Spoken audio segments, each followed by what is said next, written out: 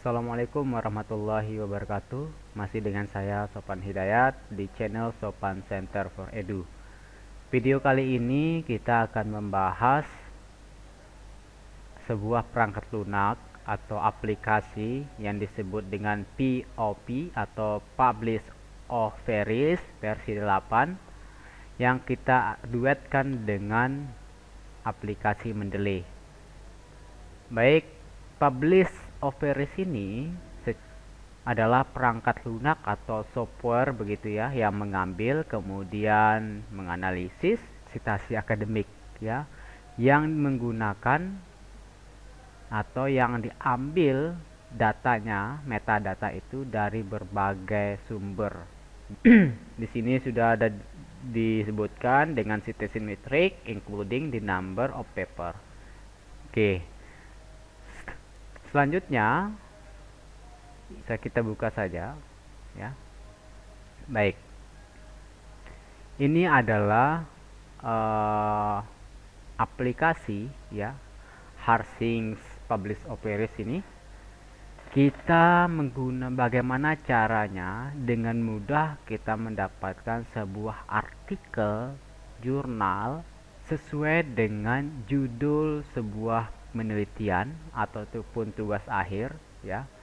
Nah, fungsi dari Publish Offeris ini adalah kita dengan mudah bisa memetakan metadata, kemudian nanti kita analisis sebelum kita masukkan ke dalam aplikasi Mendeley, kemudian kita bisa citasikan ke dalam tulisan atau artikel yang ingin kita kerjakan.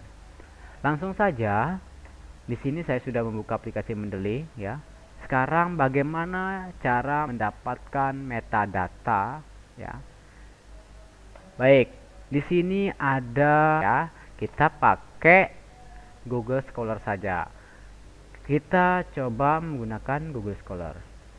Baik, di sini sudah ada Google Scholar search-nya, author, publication name ya.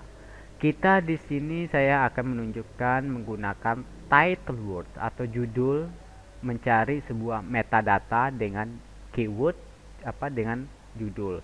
Teman-teman bisa dengan kata kunci ya, kata kunci. Judulnya pun kita tidak bisa penuh, inti-intinya saja. Misalnya saya mencoba dengan inovasi pembelajaran. Oke. Ini saya coba dengan judul bahasa Indonesia ya, apakah bisa? Nanti pun kalau tidak bisa gitu, kita akan bisa menggunakan sorry. Kita coba tes dengan inovasi belajar. Di sini saya tekan secara tidak sengaja sudah kedetek ya.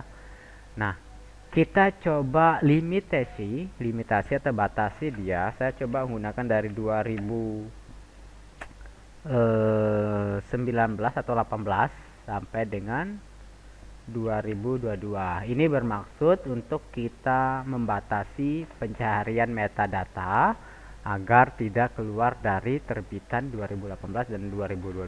Teman-teman bisa pakai dari tahun berapa gitu ya. Oke. Kemudian di sini maksimum number of result, hasil yang ingin kita dapatkan ini di sini ada 1000 ya. 1000. Kita bisa batasi sampai ya 200 saja, itu sudah penuh sudah banyak. Oke, kita langsung search. Oke, dia kira-kira akan mendapatkan data berapa.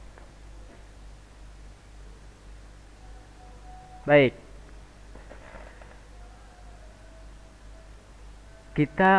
saya besarkan. Oke, di sini ya, dari site-nya gitu kita bisa urutkan gitu ya.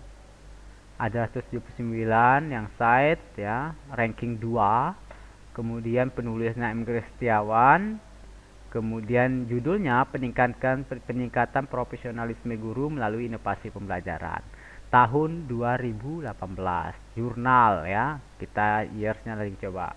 Ini yang terbaru 2022 gitu ya, tentang inovasi pembelajaran. Ini sudah ada. Publishernya ini ada. Oke. Ini ada sekolah arsip PDF. Ini ada dari buku. Misalnya ini nggak usah lah saya jadikan metadata. gitu. Oke, kita checklist apa unchecklist begitu ya. Misalnya yang yang jenis buku saya checklist begitu. Kemudian teman-teman bisa juga membaca judulnya. Oh, ini nggak usah saya jadikan metadata, bla bla bla, tinggal teman-teman checklist. Oke. Kemudian tahap selanjutnya, semua data ini, ratusan data yang berbicara tentang inovasi pembelajaran yang sudah kita temukan ini, kita ingin simpan, kemudian kita ekstrak kita akan input dia ke dalam aplikasi reference manager yang kita sebutkan sebagai Mendeley. Oke, kita simpan dulu save result. Nah, simpannya sebagai bibtext. Oke, saya coba simpan sebagai bibtext. Oke. Ini saya sebut dengan metadata inopem. Oke. Saya simpan. Sip. Baik. Selanjutnya kita buka Mendeley ya. Mendeley, kemudian saya buat folder baru tentang metadata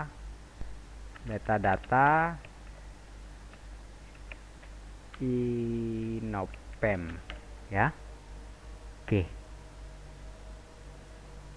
Kemudian saya ingin insert ya, import ya. Tadi kita simpan sebagai bibtext ya. Kita import di menu file, kemudian import bibtext. Ini dia ke DTS metadata open. Baik. Bapak Ibu atau teman-teman, di sini sudah terdeteksi begitu ya. Kita bisa urutkan dari tahun ataupun dari judul ya. Saya senangnya dari tahun ya. Dari tahun terbaru. Di sini dengan limitasi kita 2018 sampai dengan 2022. Jadi tidak ada salah sama sekali ya publish operis itu dalam mengekstrak sebuah metadata. Baik. Selanjutnya kita melihat bagaimana kemudian metadata ini yang selama ini misalnya kita ada tanda di sini itu ada logo PDF begitu ya. Tapi di sini nggak ada. Ya, ini namanya metadata. Kalau ada yang PDF itu data-data dokumen yang berformat PDF kita simpan dalam komputer atau laptop kita, device. Kemudian kita drag kepada Mendeley, aplikasi Mendeley kita. Kemudian dia format PDF akan kedeteksi ada logo PDF-nya begitu ya. Misalnya,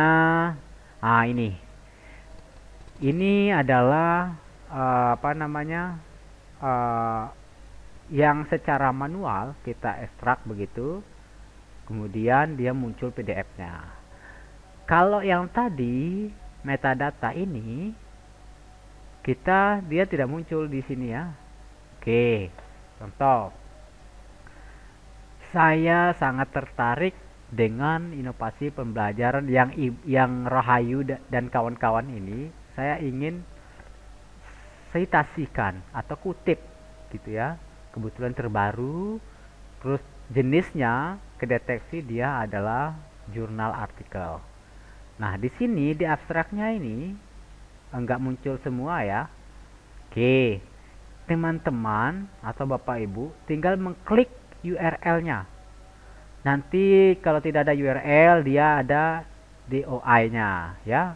Teman-teman bisa melakukan pencarian. Misalnya Rahayu, ini kan kita dengan mudah dengan metadata ini, ketika tertarik dengan judulnya mendekati dengan judul-judul penelitian atau tesis ataupun tugas akhir kita, dengan metadata yang kemudian kita ekstrak ke dalam sebuah aplikasi Mendeley ini, kita dengan mudah, tidak gamblang manual lagi di Google begitu, bolak-balik ketik gitu, nggak ada data gitu, hanya tersimpan history searching kita gitu di Google. Teman-teman atau Bapak Ibu silakan mengklik URL-nya atau mengcopy begitu. Ctrl A, copy. Kita masukkan ke